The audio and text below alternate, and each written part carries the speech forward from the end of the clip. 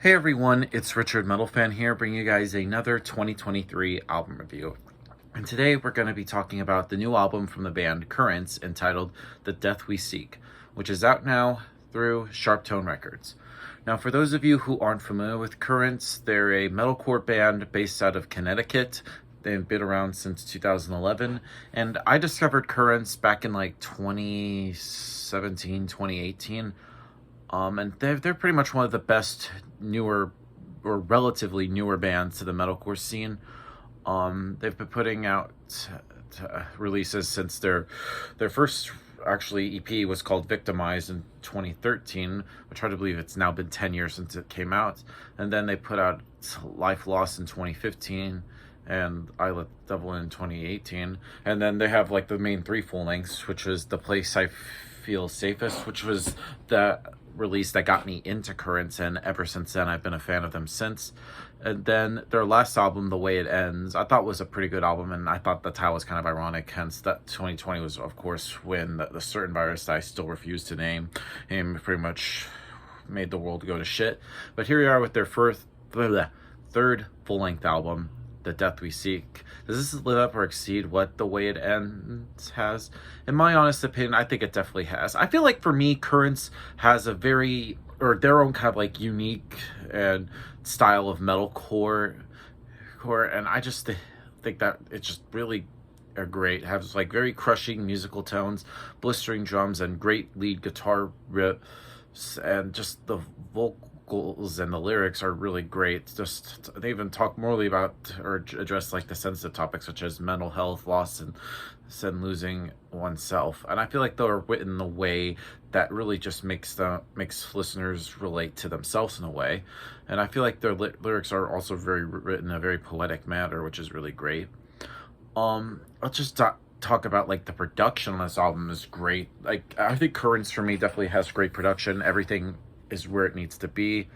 The vocals from Brian Will. I think Brian's vocals really have improved a lot. Just his harsh vocals have gotten a lot more powerful, and his growls have gotten more deeper and just really just fuller. And then his clean vocals really just shine on some of these songs, such as like Living in Tragedy. I thought it was really great. The guitar work on this album is pretty tight. Chris Wiseman also playing with Shadow of Intent, and Ryan Kestal. These guitar riffs are great. Both of them come with some really great riffs, and just the leads they come up with is pretty solid.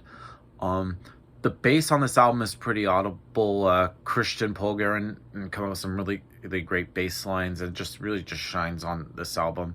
And the drumming from Matt Young is just really solid. So without further ado, let's just dive into this album track by track. Now, starting things off is the title track, The Death We Seek. It's has very just right from the get-go, it starts off with some very crushing guitars and a really good ambience.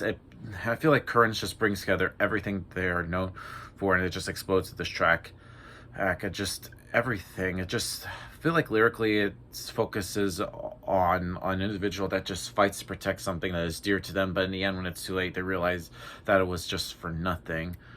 And I just think it's just a really powerful message, and everything about this song is great, just from like the vocals, the guitar work, and everything is perfect. Next up is Living in Tragedy. Now this song sort of begins with some very groovy, crunchy guitar riffs with some really great synth effects. Then enter Brian's vocals, and we could see his ever-growing range from the lows, the mids, the highs, and even the beautiful cleans.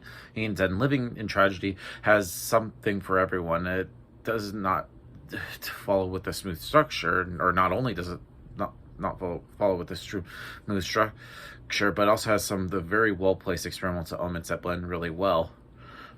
Next up is Unfamiliar. Now this song starts off with some really great lead riffs from Chris, and then the leads into a clean sung verse, again highlighting Brian's singing range.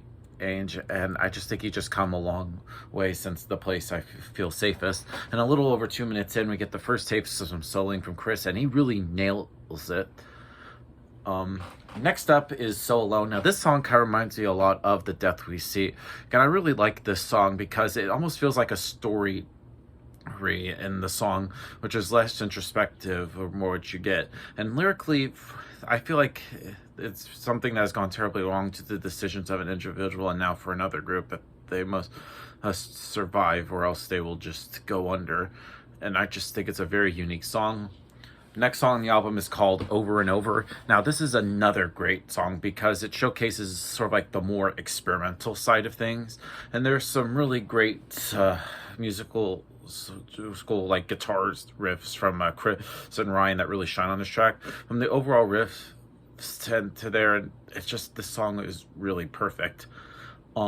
Next song in the album is called Beyond This Road.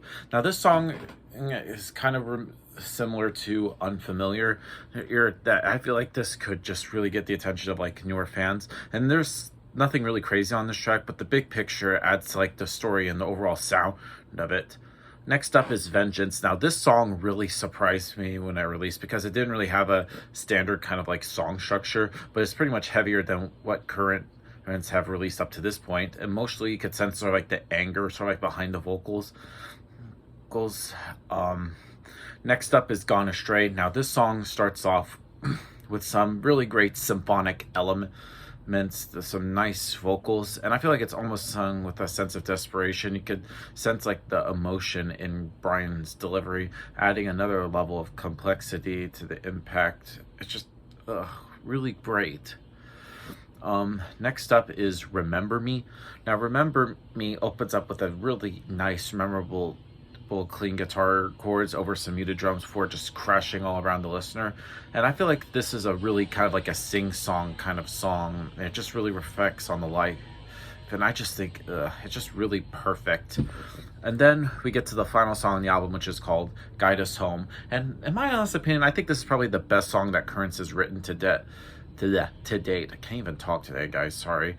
Emotionally, it just gives you chills throughout. And I just think musically, it has everything that the band has. It's just a metalcore in general, just guitars, drums, and the vocal delivery just mesh so well, and it has like the overall sense of building the entire song until it climaxes, and it's just perfect. And I just love like the elegant guitar solo from Chris and sort of like the vocal key change that pretty much shakes it up.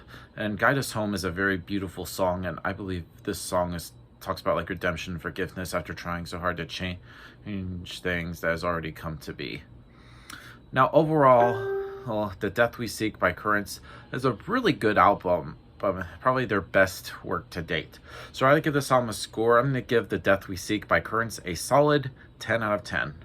Yep, that's my review of the new Currents album, guys. Let me know in the comments what you guys think about it, and I'll see you all in the next video. And as always, keep it metal.